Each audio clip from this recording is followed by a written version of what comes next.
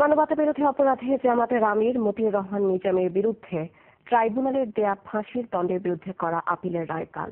প্রধান বিচারপতি সুরেন্দ্র কুমার সিনহার নেতৃত্বে সুপ্রিম কোর্টের আপিল বিভাগের ১ নম্বর আদালতে বুধবারের কার্যতালিকায় বিষয়টি ১ নম্বরে রাখা হয়েছে।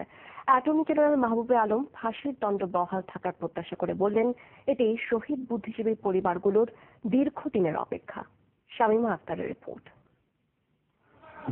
৭১-এ হত্যা, ধর্ষণ, লুটপাট, আগুন লাগানো, নির্যাতন ও বুদ্ধিজীবী হত্যা ও হত্যার নির্লক্ষ্য সহ ৮টি অপরাধের দায়ে ২০১৪ সালের ২৯ অক্টোবর নিজামীর বিরুদ্ধে রায় দেন আন্তর্জাতিক অপরাধ ট্রাইব্যুনাল ১। এতে ৪টি অপরাধের দায়ে মৃত্যুদণ্ড এবং বাকি ৪টিতে যাবজ্জীবন সাজা হয়। রায়ের বিরুদ্ধে আপিল করলে ৮ ডিসেম্বর শেষ হয় আপিলের শুনানি। এতে অ্যাটর্নি জেনারেল বলেন, নিজামী নিখিল পাকিস্তান ইসলামী ছাত্র সংঘের শীর্ষ নেতা, ৭১-এ বদর বাহিনীর কমান্ডারের দায়িত্ব পালন করেন। তার নেতৃত্বে দেশকে মেধাশূন্য করতে বুদ্ধিজীবী নিধন করে আলবদর বাহিনী। উনি যে লেখা লিখেছিলেন আলবদর দিবসে, এবং সেটা ছিল প্রচন্ড রকম উস্কানিমূলক, প্ররোচনামূলক, খুন করার একটা উস্কানি দেওয়ার মতো লেখা।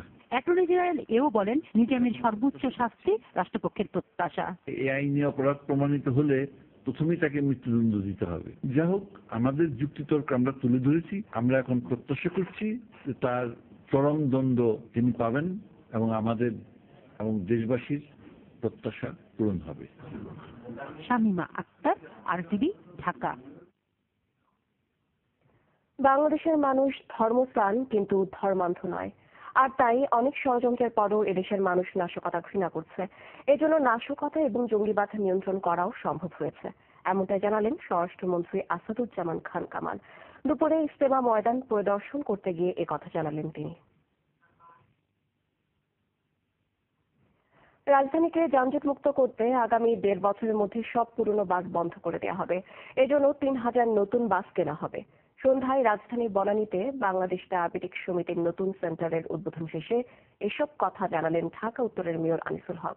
তিনি আরো বলেন, আগামী ৪ বছরের মধ্যে ঢাকার সব ভাঙা রাস্তার সংস্কার কাজ শেষ হবে।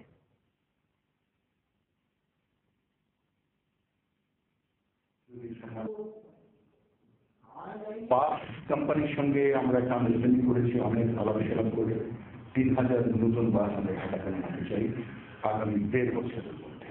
কোনো পুরনো বাস ঢাকা শহরে থাকবে না। আমি আশা করি ৪ বছর পরে নর্থ সিটি কেন সাউথ সিটি সব জায়গায় আপনারা এমন রাস্তা খুঁজে পাবেন না ইনশাআল্লাহ, যেটাকে বৌদ্ধতাকে রেখে হবে।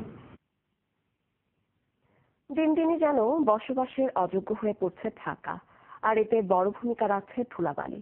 মগবাজার মৌচাক ফ্লাইওভারের মতো যেসব এলাকায় উন্নয়ন কর্মকাণ্ড চলছে, সেখানে পরিস্থিতি ভয়াবহ রূপ নিয়েছে।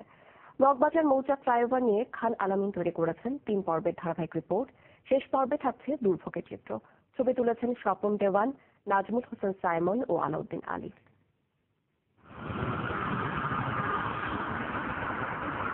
হাতির ঝিল রাজধানী বুকে নয়নাভিরাম সৌন্দর্যের অপার লীলাভূমি। নরওয়ের সঙ্গে করা যৌথ গবেষণায় দেখা গেছে, বাতাসে ধুলার যে স্বাভাবিক মাত্রা আছে, হাতির ঝিলের মতো এলাকায়ও তা ৫ গুণ বেশি। হাতির ঝিলের কোল ঘেঁষেই তৈরি হচ্ছে ৮ কিলোমিটারের বেশি দীর্ঘ মগবাজার মৌচাক ফ্লাইওভার।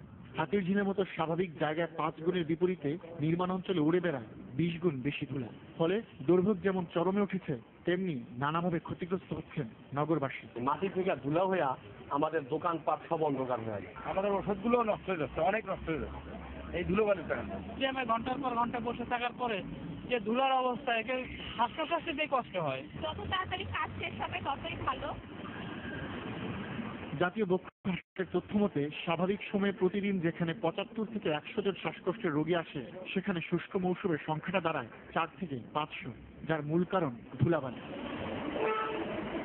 অনেকদিন ধুলা এবং ধোঁয়াতে যদি কেউ এক্সপোজ হয়, তো তার ফুসফুসে কিছু পরিবর্তন আসে এবং ফুসফুসে শক্তি কমে যায়।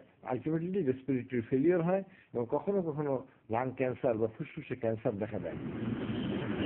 পরিস্থিতি যখন এতটাই ভয়াবহ, তখন নির্মাতা প্রতিষ্ঠানের অসহায়তার সংখ্যাটা বাড়িয়ে তুলছে কয়েক গুণ। জনদুর্ভোগ আমি নিজেই দুর্ভোগ পাচ্ছি, এবং আমার মনে হয় যে আমি কত মানুষের অভিশাপ নিচ্ছি এই কাজটা করতে গিয়ে। উন্নত দেশগুলোতে বড় নির্মাণ কাজ হয় রাতের বেলা, আর জবাবদিহি করতে না হয় বাংলাদেশের তোয়াক্কাই নেই। যে জনস্বাস্থ্যের ক্ষতি করছি, দুর্ঘটনামূলক সিচুয়েশনের কারণে যে মৃত্যু এবং আহতের ঘটনা ঘটাচ্ছি, আর জনদুর্ভোগের ফলে যে যানজটের সৃষ্টি করছি, তার অর্থনৈতিক মূল্যায়ন এরকম প্রকল্পের 2-3টা সমাধান। বিল্ডিং কোডের মধ্যে বিশদভাবে বর্ণনা করা আছে কিভাবে কনস্ট্রাকশনের সময় নাগরিক সেফটিটাকে রক্ষা করা হবে। সেই বিষয়গুলো যদি আমরা পুরোপুরি ফলো করি তাহলে আমাদের এই ডাস্ট প্রবলেমটা আমাদের এখানে থাকার কথা নয়। পরিস্থিতি এমন যে কোথাও দাঁড়াবার সুযোগ নেই। বিশ্বের যে সকল সমস্যার কারণে মানুষের মৃত্যু ঝুঁকি বাড়ছে, স্বাস্থ্যজনিত সমস্যা তাদের মধ্যে 4 নম্বরে। আর এর জন্য সবচেয়ে বেশি দায় এমন ধুলাবালি। এটি গবেষণায় দেখা গেছে ঢাকা এবং এর আশপাশের এলাকায় প্রতি বছর ধুলাবালির কারণে মারা যাচ্ছে 13,000 মানুষ। অথচ সমস্যাটা লাগাম না টেনে বাড়তে দেওয়া হচ্ছে আশঙ্কাজনক হারে। তাই বিশেষজ্ঞরা বলছেন সমস্যা মোকাবেলায় নাগরিকদের নিজেদের কাছেই দায়িত্বটা তুলে নিতে হবে। আলামিন, RTV, ঢাকা।